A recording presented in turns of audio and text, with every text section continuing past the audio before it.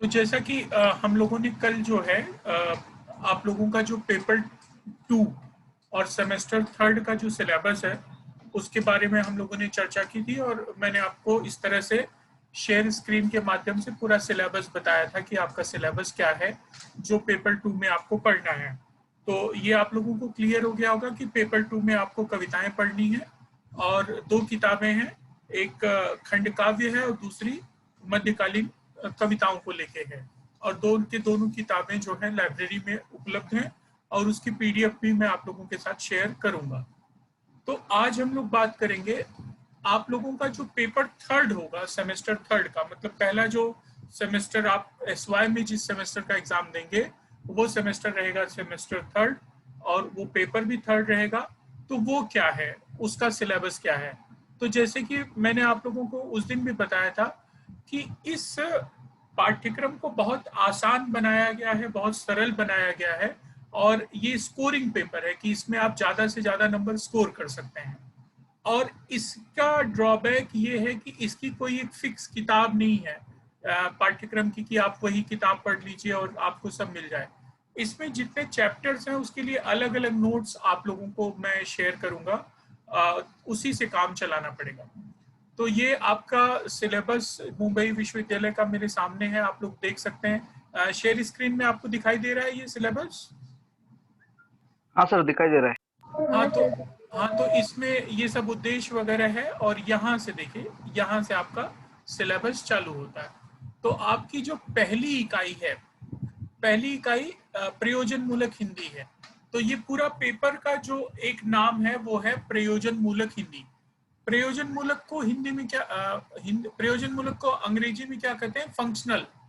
जैसे अगर इसको अंग्रेजी में कहना होगा तो फंक्शनल हिंदी, प्रयोजन मूलक मराठी होता तो फंक्शनल मराठी, प्रयोजन मूलक हिंदी इंग्लिश होता तो फंक्शनल इंग्लिश। तो इस तरह के अलग अलग पेपर जो है देश के अलग अलग भागों में चलते हैं। कहीं पे फंक्शनल इंग्लिश चलता है, कहीं पे फंक्शनल मराठी चलता है, कहीं पे फंक्शनल हिंदी चलता है। तो ये जो पहला पूरा चैप्टर है देखो प्रयोजन मूलक हिंदी का, इसमें प्रयोजन मूलक हिंदी का अर्थ क्या है, उसकी परिभाषा क्या है, सामान्य हिंदी, साहित्यिक हिंदी और प्रयोजन मूलक हिंदी कैसे एक दूसरे से अलग है, प्रयोजन मूलक हिंदी का स्वरूप और विशेषताएं क्या है, प्रयोजन मूलक हिंदी का व्यवहार क्षेत्र क्या है, मतलब कहाँ कहाँ पे उसको व्यवहार में लाते हैं। इन सारी चीजों की जानकारी आपको इस पहले चैप्टर में मिलेगा जिसका नाम है प्रयोजन मूलक हिंदी। अब प्रयोजन मूलक हिंदी क्या है मैं आपको शॉर्ट में बता देता हूँ, जब लेक्चर शुरू होंगे तब तो हम लोग उस पर विस्तार से चर्चा करेंगे ही। प्रयोजन मूलक का जैसे मैंने कहा अंग्रेजी होता है फंक्शनल। किसी चीज के फंक्शन के लिए जितनी आनी चाहिए चीजें वो हो गई फंक्शनल। तो फंक्शनल हिंदी मतलब काम काज निपटाने के लिए जितनी हिंदी आनी चाहिए आपको वो फंक्शनल हिंदी हो गई, जिससे आपका प्रयोजन पूरा हो जाए, जिससे आपका उद्देश्य पूरा हो जाए। तो आपका उद्देश्य क्या होता है कि अगर कोई ऐसा व्यक्ति है जिसको मराठी या अंग्रेजी नहीं आती, मान लो उसको हिंदी आती है, तो आप उससे बात कर सको। कहीं बैंक में या रेलवे में कहीं आप गए और कोई फॉर्म हिंदी में है तो आप वो हिंदी में फॉर्म भर सके। कल आप नौकरी करेंगे, आपका कोई क्लाइंट होगा और क्लाइंट से आपको बात करनी होगी हिंदी में, तो आपको उतनी हिंदी आनी चाहिए। हिंदी के पत्र पत्रिकाएं समाचार पत्र पढ़ के आप जो सूचनाएं हैं वो सूचनाएं समझ सकें। कहने का मतलब ये कि दैनिक जीवन में जिन चीजों का उपयोग होता है उनके लिए जितना ज्ञान हिंदी का है उतना हिंदी आना चाहिए। जैसे मान लो तुम कहीं जर्मनी या कहीं जा रहे हो तो तुमको फ्रेंच आनी चाहिए। तो फिर ये होता है कि कितनी फ्रेंच आनी चाहिए, तो भाई किसी से बात कर सको, कोई कुछ बोले समझ सको, कुछ खरीदना हो तो समझ सको, फ्रेंच में कोई फॉर्म हो तो भर सको, वही उद्देश्य होता है। तो ठीक उसी तरह फंक्शनल हिंदी का भी उद्देश्य यहाँ पे यही है कि बच्चों को हिंदी का सामान्य व्यवहार जो है समझ में आए, उनके कार्य पूरे होते जाए, चाहे वो सरकारी बैंक हो, पोस्ट ऑफिस हो, या समाचार पत्र हो, किसी तरह का आवेदन पत्र हो या फॉर्म भरना हो। ये सब चीजें करने भर के लिए जितनी हिंदी आनी चाहिए वो हिंदी सीखने का मतलब क्या हो जाएगा, आप कौन सी हिंदी सीख रहे हैं, प्रयोजन मूलक हिंदी। तो निश्चित तौर पे ये हिंदी सामान्य हिंदी और साहित्यिक हिंदी से अलग होगा। साहित्यिक हिंदी वो होती है जो हम कविता में, उपन्यास में पढ़ते हैं, उसका एक स्वरूप अलग होता है, वो तत्सम प्रधान होती है, उसको बोलने का एक तरीका अलग होता है, उसको बोलने का एक लहजा अलग होता है। सामान्य हिंदी से मतलब ये हो गया कि हम लोग आपस में जब बातचीत करते हैं तो देखो बहुत कैजुअल होके बात करते हैं, लेकिन जिस तरह से हम लोग बात करते हैं उस तरह से हम लोग स्टेज पे बात कर सकते हैं क्या, किसी सभा में बात कर सकते हैं क्या, मंच पे बात कर सकते हैं क्या, किसी सरकारी दफ्तर में या किसी अधिकारी के सामने वैसे बात कर सकते हैं क्या? नहीं। तो ये साहित्यिक हिंदी मतलब वो हो गई जो किताबों की भाषा है। सामान्य हिंदी वो हो गई जो हम लोग आपस में बहुत कैजुअल तरीके से जो बात करने में जो हिंदी इस्तेमाल करते हैं वो हो गई। लेकिन प्रयोजन मूलक हिंदी जो होती है वो एक तरह से उसके साथ एक प्रोटोकॉल वाली जो लैंग्वेज है वो जुड़ी होती है कि किसी आप बैंक में गए, आपको मैनेजर से बात करनी है तो कैसे करेंगे, आपको आप प्रिंसिपल के केबिन में जा रहे हैं तो आपको कैसे जाना है, कैसे बात करना है, आपको किसी बड़े अधिकारी के सामने बात करनी है तो कैसे करेंगे, आपको कोई शिकायत पत्र देना है, कहीं आवेदन देना है तो वो आप कैसे देंगे। तो ये सब सीखने के लिए यहाँ पे जिस तरह की भाषा का इस्तेमाल होगा उसको हम लोग क्या कहेंगे, प्रयोजन मूलक हिंदी। तो पहला जो चैप्टर है आपका वो यही प्रयोजन मूलक हिंदी है, जिसको हम लोग फंक्शनल हिंदी भी कर सकते हैं अंग्रेजी में। यहाँ पे हम लोग इसका अर्थ पढ़ेंगे, परिभाषाएं पढ़ेंगे, सामान्य हिंदी और साहित्यिक हिंदी से प्रयोजन मूलक हिंदी कैसे अलग है उसको समझेंगे, इसके स्वरूप और विशेषताओं को जानेंगे, और इसके व्यवहार क्षेत्र कौन कौन से हैं, अर्थात कहाँ कहाँ पे ये उपयोग में लाई जा सकती है, उन चीजों के बारे में जानेंगे। तो ये पहला चैप्टर आपका हो जाएगा प्रयोजन मूलक हिंदी का। तो कुछ एक रफ आइडिया में मिला आपको कि इस चैप्टर में क्या पढ़ना है आपको? हाँ सर। तो ये आपका पहला चैप्टर, पहली इकाई हो गई। दूसरा चैप्टर आपका जो इसके नोट्स मैं आपको दे दूंगा और लेक्चर्स में एक एक चीजों को मैं विस्तार से डिस्क्राइब भी कर दूंगा। तो मुझे लगता है 3 या 4 लेक्चर में हम लोग जो है ये पहली इकाई जो है खत्म कर लेंगे। अब आते हैं हम लोग आपकी दूसरी इकाई पे जो आपके पाठ्यक्रम में निर्धारित है पेपर 3 सेमेस्टर 3 में। तो दूसरी इकाई में आप देखिए लिखा है कार्यालयीन। कार्यालयीन मतलब होता है ऑफिशियल, कार्यालय मतलब ऑफिस, कार्यालयीन मतलब ऑफिशियल। कार्यालयीन एवं व्यावसायिक पत्र, व्यावसायिक से मतलब कॉमर्शियल हो गया कि किसी व्यवसाय से जुड़े हुए जो पत्र लेखन किए जाते हैं वो किस तरह से। तो कार्यालयीन पत्र कैसे होते हैं, जो ऑफिशियल लेटर्स होते हैं, जैसे कार्यालय के लिए आदेश, कार्यालय ज्ञापन, परिपत्र, अनुस्मारक, ये सब क्या होता है, कैसे लिखा जाता है, इसका फॉर्मेट क्या होता है, वो सब मैं आपको इसके अंतर्गत बताऊंगा। अब देखो चीजें एकदम से बदल गई। यहाँ पे हम लोग प्रयोजन मूलक हिंदी, अर्थ, परिभाषा, स्वरूप और उसकी विशेषताएं सीख रहे थे। अब यहाँ पे हम दूसरी इकाई में क्या सीखेंगे, पत्र, पत्र के प्रकार, दो जो पत्र प्रकार इन्होंने दिए हैं, कार्यालयीन पत्र और व्यावसायिक पत्र। इन दो पत्रों में जो जो दिया है, जैसे कार्यालय आदेश क्या है, कार्यालय ज्ञापन क्या है, परिपत्र क्या है, अनुस्मारक क्या है, ये हम लोग पहले में पढ़ेंगे। और व्यावसायिक पत्र में आवेदन पत्र, आवेदन पत्र को हम लोग अंग्रेजी में कहते हैं एप्लीकेशन लेटर।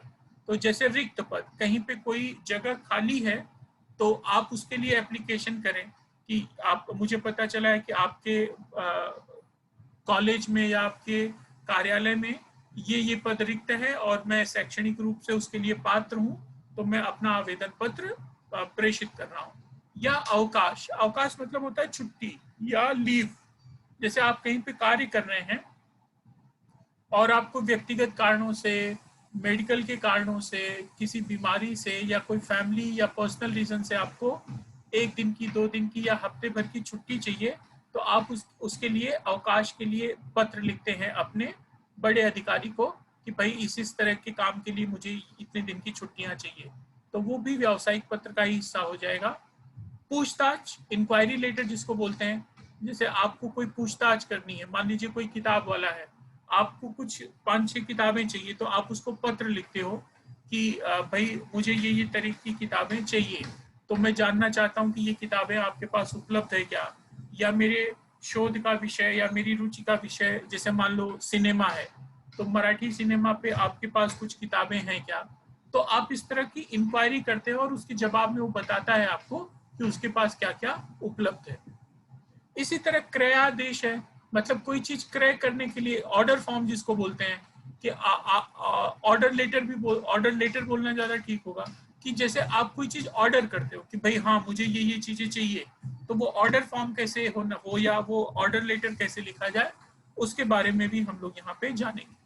और अंत में जो है शिकायती पत्र, लेकिन सार्वजनिक, मतलब देखो ये इंपॉर्टेंट है, आपको शिकायती पत्र लिखना है, कंप्लेनिंग लेटर लिखना है, लेकिन कौन से कंप्लेन, जो सार्वजनिक हो। जैसे आपके मोहल्ले में कचरे की गाड़ी रोज नहीं आती, या आपके मोहल्ले में बिजली बहुत कटती है, या आपके मोहल्ले में आवारा कुत्ते बहुत घूमते हैं, या आपके मोहल्ले में आवारा व्यक्ति बहुत टहलते हैं जो लोगों को परेशान करते हैं, या फेरी वाले बहुत आते हैं, या आपके मोहल्ले में सड़क बहुत खराब है। तो इन सब को लेके आप अलग अलग विभागों में एक सार्वजनिक शिकायत पत्र लिखते हैं। वो किस तरह का होना चाहिए, कैसा होना चाहिए, उसको हम लोग यहाँ पे पढ़ेंगे। लेकिन वो पर्सनल नहीं होना चाहिए। जैसे मान लीजिए आपको आपके पिताजी ने 50,000 का मोबाइल नहीं दिलवाया, तो आप उसके लिए पिताजी को लेटर लिखो कंप्लेनिंग कि मैंने आपसे 50,000 का मोबाइल मांगा था लेकिन आपने नहीं दिया। तो वो पर्सनल हो जाएगा, वो भी शिकायती पत्र है लेकिन वो कैसा है, पर्सनल। तो यहाँ पे पर्सनल के लिए जगह नहीं है सिलेबस में। आपको यहाँ पे जो पत्र पढ़ना है, जिस पत्र का प्रकार पढ़ना है, वो कौन सा है, सार्वजनिक। तो आपको और उनके बारे में हम जानेंगे। तो ये हो गई आपकी इकाई 2 जो आपके पाठ्यक्रम में निर्धारित है। तो ये भी समझ में आया कि इकाई 2 में आपको क्या क्या पढ़ना है। हाँ सर। तो ये 2 इकाई आपकी, पहली प्रयोजन मूलक हिंदी और दूसरी कार्यालयीन एवं व्यावसायिक पत्र लेखन की 2 इकाई ये हैं। अब आ जाते हैं हम लोग तीसरी इकाई पे, मतलब तीसरा सेक्शन क्या रहेगा आपकी सिलेबस का, तो वो रहेगा एक बहुत ही इंपॉर्टेंट चीज, अनुवाद। कई जगह तो अनुवाद का पूरा पेपर चलता है, लेकिन यहाँ पे आपको एक सेक्शन दिया गया है, एक इकाई दी गई है, तो आपको बेसिक चीजें अनुवाद के बारे में पढ़नी है। तो अनुवाद का मतलब क्या होता है, अंग्रेजी में ट्रांसलेशन, जिसको हम लोग बोलते हैं ट्रांसलेशन करना।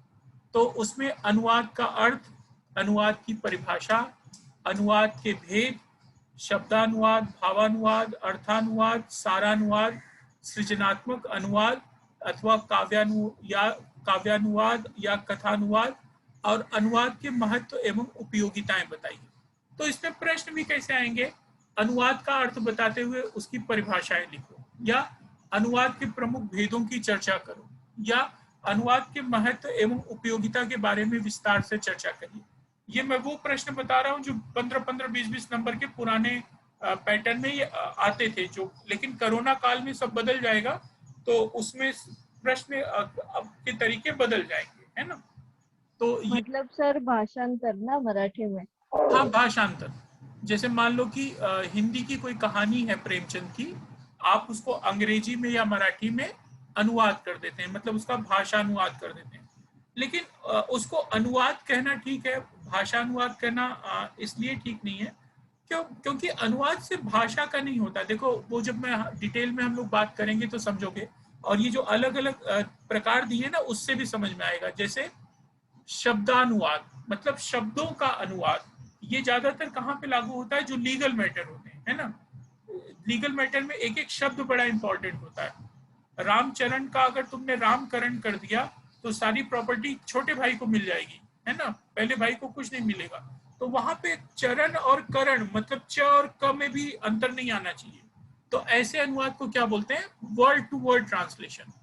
उसी तरह होता है भावानुवाद, कि कई बार शब्दानुवाद पॉसिबल नहीं होता, तो हम लोग उसके भाव का अनुवाद करते हैं। जैसे मान लो बहिणाबाई चौधरी की या संत तुकाराम की या कुसुमाग्रज की कोई बढ़िया सी कविता है मराठी में, है ना।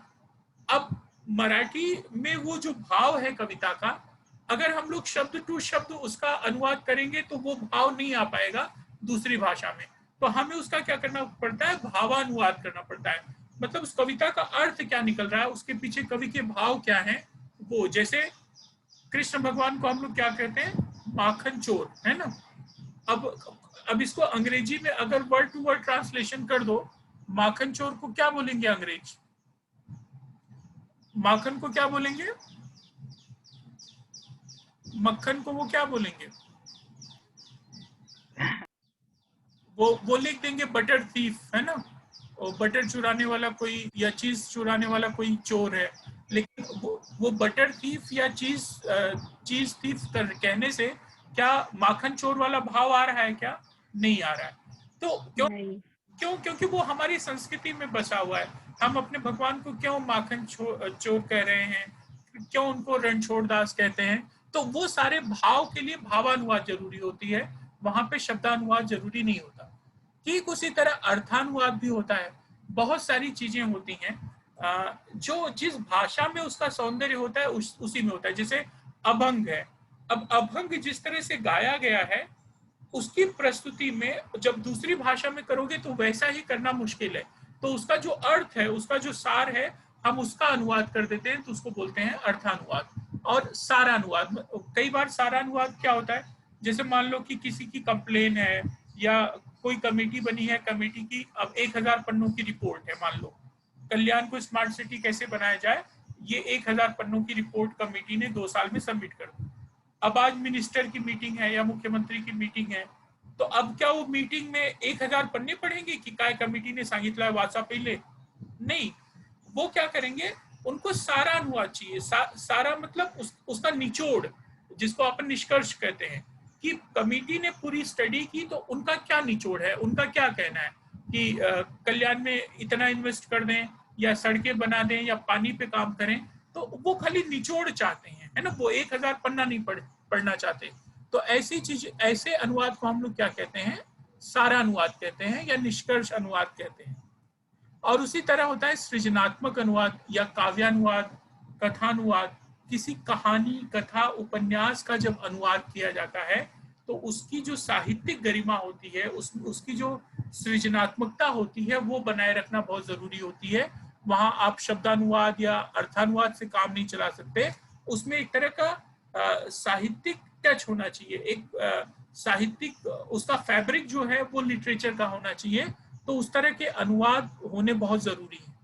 तो इसीलिए अनुवाद तो हो जाता है, भाषांतर तो हो जाता है, लेकिन कोई अनुवाद बहुत पॉपुलर हो जाता है और कोई बिल्कुल नहीं पसंद लोग करते। जैसे मान लो हिंदी का कोई नॉवेल है, हिंदी में तो बहुत पॉपुलर है, लेकिन जब वो मराठी में ट्रांसलेट होकर आ रहा है तो उतना पॉपुलर नहीं होता। तो क्यों नहीं होता? तो उसका एक बड़ा कारण होता है कि जो अनुवाद करने वाला है वो अच्छे से समझे कि उसके पीछे का भाव क्या होता है। जैसे मान लो मराठी में लिखा है कि आईनी खापरीवर भाकरी बनोली, है ना?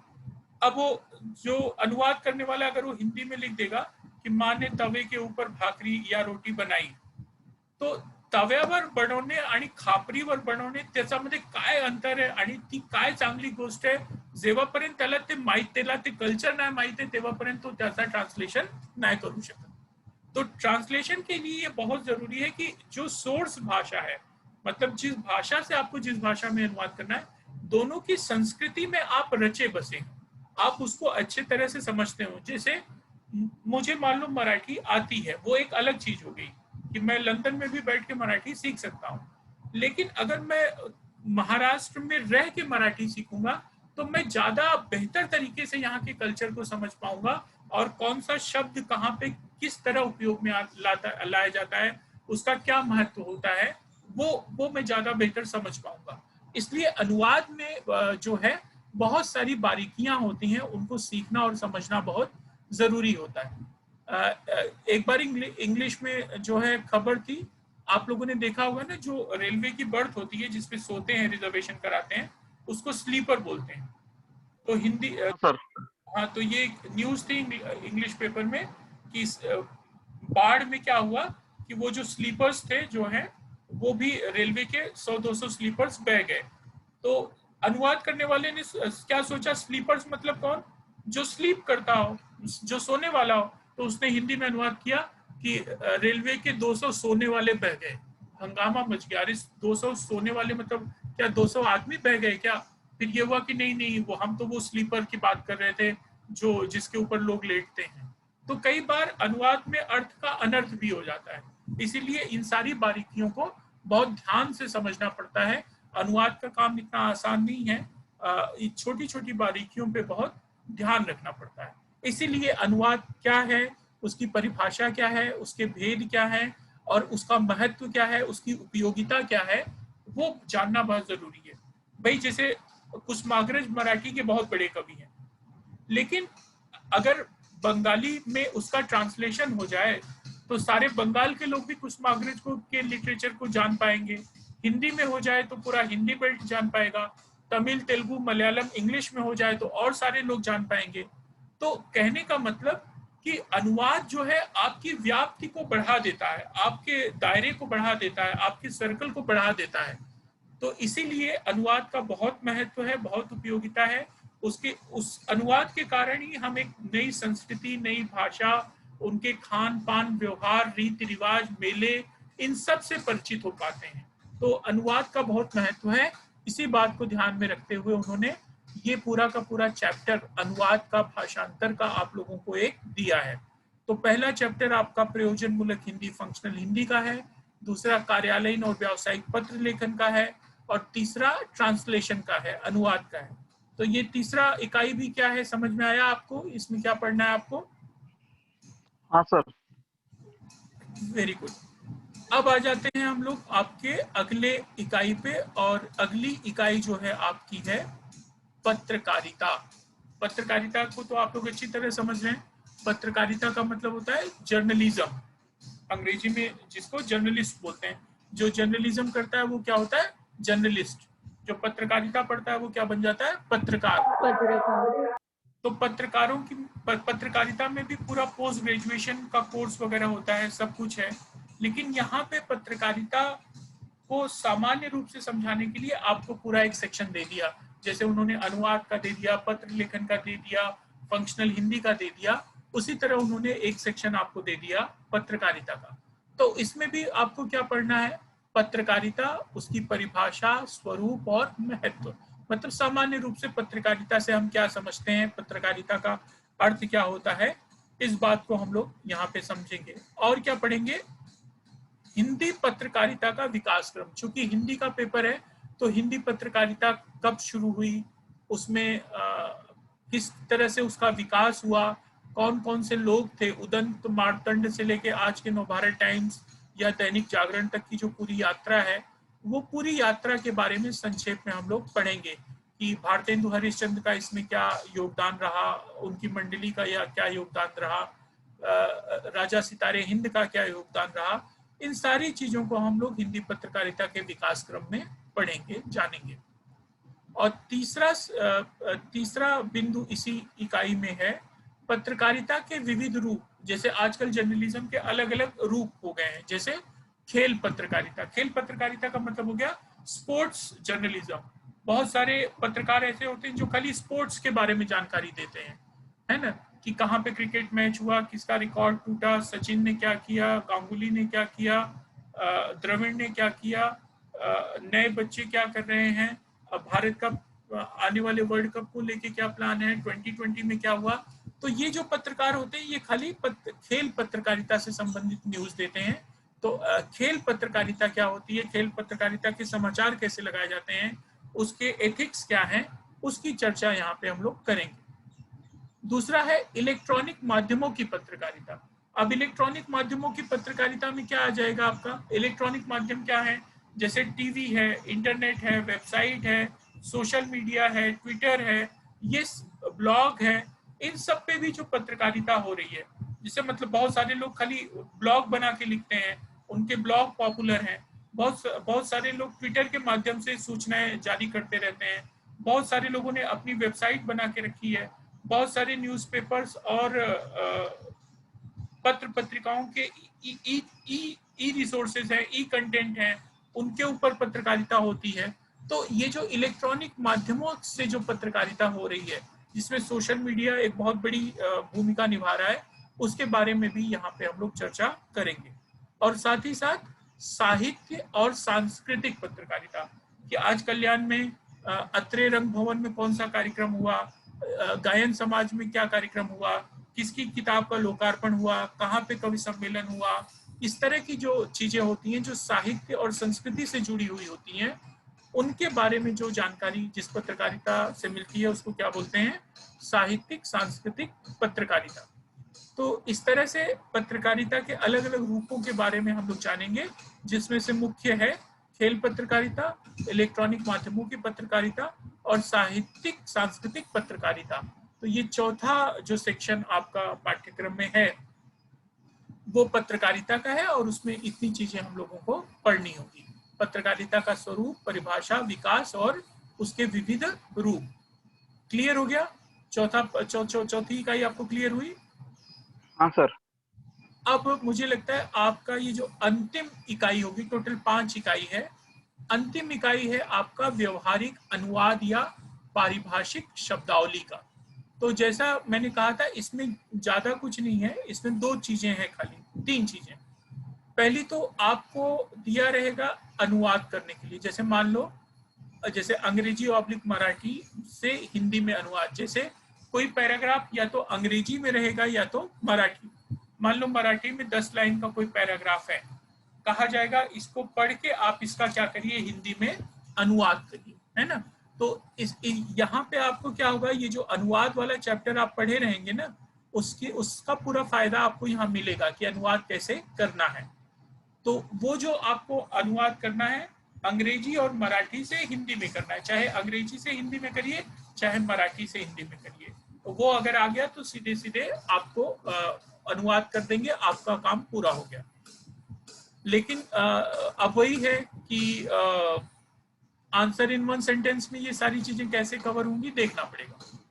पारिभाषिक शब्दावली क्या होती है? शब्दावली मालूम है ना आपको, शब्दावली क्या होती है? शब्दावली का मतलब होता है डिक्शनरी। अंग्रेजी में हम लोग क्या कहते हैं, शब्द को, हिंदी में उसको शब्दकोश भी कहते हैं, शब्दकोश या डिक्शनरी। तो पारिभाषिक शब्दावली या पारिभाषिक डिक्शनरी या पारिभाषिक शब्दकोश क्या है, उसका अर्थ क्या है, उसकी परिभाषा क्या है, उसका महत्व क्या है, इनके बारे में जो है हम लोग जो है यहाँ पे समझेंगे। पूजा इतना लेट क्यों आ रहे हो बेटा? पूजा स्पीकर ऑन करो और बताओ, लास्ट टाइम पे एंट्री मार रही हो तू क्लास में, गायब? ये नहीं चलेगा, अगर गायब रहना है तो गायब ही रहो और अगर आना है तो टाइम पे आओ। हाँ, पारिभाषिक शब्दावली, अर्थ, परिभाषा और महत्व। तो कि पारिभाषिक शब्दावली का अर्थ क्या है, उसकी परिभाषा क्या है, उसका महत्व क्या है, उसके बारे में यहाँ आप लोगों को थोड़ी सी जानकारी दी जाएगी। और अंतिम सेक्शन जो है इस एक व्यवहारिक अनुवाद वाले में, आप देख रहे हो आपको निर्धारित पारिभाषिक शब्दों की 50 हिंदी प्रतिशब्द दिए गए हैं। पारिभाषिक शब्द मतलब होते हैं बहुत सारे ऐसे टेक्निकल शब्द होते हैं जिनके अर्थ या जिनका अर्थ भाषा में नहीं होता या उनके अर्थ बनाए जाते हैं और वही शब्द हर जगह इस्तेमाल किया जाता है, तो इनको उसी रूप में लिखना जरूरी होता है। तो उसको उन्होंने ये 50 शब्दों में देख रहे हो तुम लोग, ये 50 शब्दों में इन्होंने उदाहरण दिए हैं। जैसे जोनल ऑफिस को क्या कहेंगे, आंचलिक कार्यालय। विथ रेफरेंस के संदर्भ में, वेटिंग लिस्ट, प्रतीक्षा सूची, वायोलेशन, उल्लंघन, वैल्यू डिक्लेयर्ड, घोषित मूल्य, वैकेंसी, रिक्त पद, अनऑथराइज्ड, अनधिकृत, ट्रांसफर, स्थानांतरण, टेस्टिमोनियल, प्रशंसा पत्र, टेंटेटिव लिस्ट, अस्थायी सूची, स्टैंडर्ड, मानक, स्पेसिमेन, सिग्नेचर, नमूना हस्ताक्षर, शो कॉज नोटिस, कारण बताओ सूचना, सेक्शन, अनुभाग, पासवर्ड, पारण शब्द। अब देखो पासवर्ड हम लोग बहुत धड़ल्ले से इस्तेमाल करते हैं, लेकिन पासवर्ड के लिए ये पारण शब्द हम लोग नहीं कहते, लेकिन वो है, व्यवस्था है। तो ये 50 के 50 शब्द आपको याद करने पड़ेंगे। अगर अंग्रेजी का जैसे अकाउंटिंग ईयर आ गया तो आपको उसका अर्थ जो है लेखा वर्ष मालूम होना चाहिए, या लेखा वर्ष का अर्थ पूछा गया तो आपको अकाउंटिंग ईयर मालूम होना चाहिए। और आंसर इन वन सेंटेंस वाला एमसीक्यू पैटर्न का जो पेपर होता है, जो गूगल फॉर्म पे होता है, उसमें इस तरह के क्वेश्चन हम लोग बहुत पूछ लेते हैं क्योंकि आसान होता है ना। जैसे प्रश्न बन गया कि मानक को अंग्रेजी में क्या कहते हैं, हमने लिख दिया स्टैंडर्ड, टेंटेटिव लिस्ट और टेस्टिमोनियल और ट्रांसफर। तो अगर तुमने पढ़ा है तो तुम स्टैंडर्ड को टिक कर दोगे, तो इसलिए ये 50 वर्ड्स बेटा अगर आप लोग को याद करके रखोगे तो आप समझ लो 10 नंबर आपके कहीं नहीं गए, सीधे सीधे 10 नंबर ये आपकी झोली में है। एक भी शब्द बाहर का नहीं आएगा जो आपके सिलेबस में डिसाइड है। ये देख रहे हो ना, ये 50 शब्द जर्नल ऑफिस तक यही आएगा। इसको हु बहू ऐसे के ऐसे आप लोग याद कर लो, इसको रट्टा मार लो, दिमाग में एकदम बैठा लो। अकाउंटिंग ईयर, लेखा वर्ष, अप्रूवल अनुमोदन, एरियर्स बकाया राशि, बेसिक पे मूल वेतन, ब्रॉड फॉरवर्ड आगे लाया गया, कंसर्न संबंधित, कॉन्फिडेंशियल गोपनीय, कंज्यूमर उपभोक्ता, डिडक्शन कटौती, डेफिसिट जैसे डेफिसिट को घाटा, डिलीट हटा दीजिए, इनक्लोजर संलग्न, एक्साइज ड्यूटी, उत्पाद शुल्क, और फेवरेबल अनुकूल, फोर्थ कमिंग आगामी। इस तरह देख रहे हो ये जितने भी शब्द दिए हैं, इन शब्द को अगर आप याद कर लोगे तो आप इतना समझ लो कि आपके 10 के 10 नंबर कहीं नहीं गए। आपको 100 नंबर में से 10 नंबर सीधे यहीं पे मिल जाएंगे। और अनुवाद का अगर आ गया तो 5-10 नंबर यहाँ पे, खैर वो तो इसमें नहीं आएगा, अलग तरीके से प्रश्न पत्र बनाना पड़ेगा। लेकिन जो आपका पेपर थर्ड है, कहने का मतलब यही 5 इकाई है और हर इकाई अलग है। पहली इकाई प्रयोजन मूलक, दूसरा पत्र लेखन, तीसरा अनुवाद, चौथा पत्रकारिता, पांचवा व्यवहारिक पारिभाषिक शब्दावली। तो इन 5 इकाइयों से 20-20 नंबर के क्वेश्चन आएंगे, तो 20 बच्चे 100। तो आप लोग अपनी तैयारी अच्छे से आपको इन्हीं 5 टॉपिक पे करनी है। अब जब लेक्चर इनके शुरू होंगे तो एक एक सेक्शन हम लोग करेंगे। पहला सेक्शन का जैसे मैं प्रयोजन मूलक हिंदी से भी शुरू करूं तो भी आप लोग डे 1 से जब भी आपको समय मिले ये शब्द याद करते रहो। मतलब ऐसा होना चाहिए कि जब तक मैं चौथी इकाई खत्म करके 5वीं इकाई पे आऊं तब तक ये 50 के 50 वर्ड्स आप लोगों का रटा हुआ हो जाना चाहिए, याद हो जाना चाहिए। इतनी अगर आप लोग तैयारी कर लोगे तो फिर इस पेपर में आपको 100 में से 100 भी मिल सकता है, इतना जान लो। ये इतना स्कोरिंग पेपर है ना। इसमें ज्यादा कुछ पढ़ना नहीं, लेकिन टेक्निकल है। आपको अनुवाद के बारे में जान लेना है, पत्रकारिता के बारे में जान लेना है, कार्यालयीन पत्र कैसे लिखते हैं वैसे उसके बारे में जान लेना है, प्रयोजन मूलक हिंदी के बारे में जान लेना है, जो शब्द दिए गए हैं वो शब्द याद कर लेना है, बस आपका काम हो गया। तो इन सब पे मैं नोट्स दूंगा और जैसे सिलेबस आपको समझा रहा हूँ वैसे एक एक टॉपिक पे हम लोग लेक्चर लेंगे और हमारे पास बहुत समय है, आराम से हम लोग करेंगे। और रोज अपना एक लेक्चर है, जैसे 11 बजे से गुरुवार, शुक्रवार, शनिवार। अब मंडे क्या टाइमिंग है वो मैं आपके ग्रुप में डाल दूंगा। तो हम लोग जो है इस तरह से ये कंटिन्यू रखेंगे।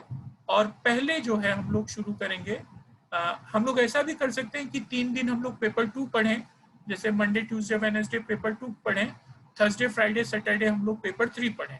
तो मुझे लगता है यही तरीका सही रहेगा। दोनों पेपर अपने साइमल्टेनियसली चलते रहेंगे। या फिर हम लोग पहले पेपर 2 पूरा खत्म कर लें फिर पेपर 3 शुरू करें, जैसा तुम लोग बोलो। तुम लोगों की क्या सलाह है? सर पहले पेपर 2 खत्म कर लेते हैं।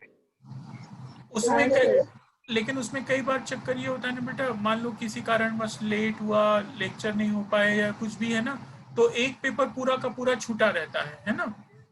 हाँ सर। तो मेरा अनुभव ये कहता है कि हम लोग क्या करेंगे, मंडे, ट्यूसडे, वेडनेसडे 3 दिन हम लोग पेपर 2 करेंगे और थर्सडे, फ्राइडे, सैटरडे हम लोग पेपर 3 करेंगे। तो उससे क्या होगा, ठीक है। दोनों पेपर थोड़ा थोड़ा कवर होता रहेगा, है ना। हाँ ठीक है सर। मतलब एक सब्जेक्ट में मतलब ये भी नहीं होगा, थोड़ा बोर भी नहीं होगा। हाँ कुछ अलग यस, ये बहुत बड़ी बात है। अब तुम कबीर को सुन रहे हो, सूरदास को सुन रहे हो, तुलसी को सुन, हाँ बराबर है। तुमको नींद आ जाएगी। क्लास में तो पता चलता था, इसमें तो तुम लोग ऑडियो वीडियो बंद करके सो जाओगे तो मुझे पता भी नहीं चलेगा। लेकिन ये 3 दिन कविता पढ़ेंगे, 3 दिन इस तरह की चीजें पढ़ेंगे ना, तो हम लोग भी एक्टिव रहेंगे, है ना। हाँ सर। तो यही करते हैं हम लोग। और बाकी तीनों दिन, पूरे के पूरे 6 दिन का लेक्चर का टाइम क्या है वो मैं आपको ग्रुप में डाल दूंगा। उसके हिसाब से हम लोग अपने लेक्चर्स जो है मंडे से कंटिन्यू करेंगे। और हाँ, एक चीज और, मंडे से हम लोग जूम पे लेक्चर नहीं लेंगे। मंडे से हम लोग अपने लेक्चर लेंगे वो गूगल मीट पे लिया करेंगे, है ना। जब उसका क्लासरूम हाँ क्रिएट सर। होगा तो क्लासरूम, और जब तक क्लासरूम नहीं क्रिएट होता तो भी हम लोग अपना प्लेटफॉर्म जो है गूगल मीट को ही। सर हाँ हाँ बेटा, मेरा वो क्लासरूम पहले भी नहीं ओपन हुआ। नहीं इस बार करेंगे बेटा, क्योंकि कॉलेज का देखो लेक्चर तो हमको लेना है, चाहे मीट पे लेंगे, लेकिन पूरे कॉलेज को इंस्ट्रक्शन है कि सब लोग गूगल मीट पे लें, उसी पे रिकॉर्ड जाएगा। तो अगर इस पे हम लोग लेते रहेंगे तो हमारा कहीं रिकॉर्ड ही नहीं होगा। तुम्हारा नहीं सर, उसका मतलब है सिर्फ क्लासरूम पे मतलब मीट मीट चलेगा, पर वो क्लासरूम होता है ना, क्लासरूम में हाँ वही मैं अंदर कह रहा जाके हूँ। लिंक को दबाओ। हाँ तो अभी क्लासरूम क्रिएट नहीं हुआ है क्योंकि अभी तो एसवाई के एडमिशन भी चल रहे हैं, तो वो जो हाँ सर। सर हैं सुभाष सर वो करेंगे। तो तब तक हम लोग क्लासरूम में नहीं लेंगे, लेकिन गूगल मीट पे ले लिया मीट में, हाँ है। मीट में चलेगा सर, मीट में कुछ प्रॉब्लम नहीं है, सिर्फ क्लासरूम क्रिएट नहीं हो रहा है तो इसलिए। अभी क्लासरूम क्रिएट का टाइम बाकी है, हम लोग प्लेटफॉर्म चेंज भी करने की कोशिश कर रहे हैं, तो हम लोग मीट पे लेंगे। और जैसे ही नया कोई सिस्टम हाँ कॉलेज 2 4 6 दिन या हफ्ते भर में इंट्रोड्यूस कर देगा, तो फिर हम लोग उस पर भी काम करना शुरू कर देंगे, है ना। तो ठीक है, हाँ सर। आप लोग एक्टिव रहो और पंचुअल रहो, और मैं आपको टाइम टेबल शेयर कर दूंगा। मंडे से हम लोग अपना पेपर 2 शुरू करेंगे फिर से, है ना। हाँ ओके सर। सर। हाँ बोलो ना, बोलो। सर आप ये पीडीएफ भेज देना, ये अभी अभी जो पढ़ा है ये वाली पीडीएफ। भेजा है ना राजा, ये सिलेबस जो कल भेजा था वही है। फिर से डाल दूं क्या हाँ ग्रुप? क्या है वही वही, नहीं नहीं वही सिलेबस से क्या हो। हाँ वही सिलेबस है अच्छा ये। शब्द याद एक्चुअली करना है। एक्चुअली क्या है, सिलेबस में दोनों सेमेस्टर दिया है ना, 4, तो 4 सेमेस्टर तुम लोग अभी मत देखो। तुम लोग खाली देखो ये 3। हाँ हाँ ठीक है सर। तुम लोग 4 नंबर पेज से देखो, पेपर 2 सेमेस्टर 3 है ना। 4 हाँ सर। 5 और हाँ 4 5 6, और उसके बाद सीधे 6 नंबर के बाद तुम लोग आ जाना। ये सब छोड़ देना, ये सब अभी नहीं है, ये अगले सेमेस्टर। उसके बाद तुम लोग आ जाना सीधे 11 नंबर पे, है ना। 11 हाँ 12, ठीक है सर। ये 13 14 है ना। मतलब 6 के बाद सीधे तुम 11 पे आ जाओ, है ना। तो पेपर 3 सेमेस्टर 3, हाँ सर। पेपर 2 सेमेस्टर 3, है ना। और ये लेक्चर मैं अपने YouTube चैनल पे डाल के ये भी शेयर कर लेता हूँ, ठीक है। हाँ ठीक है सर, ठीक है, धन्यवाद। Okay sir. ठीक है बेटा, ख्याल रखो।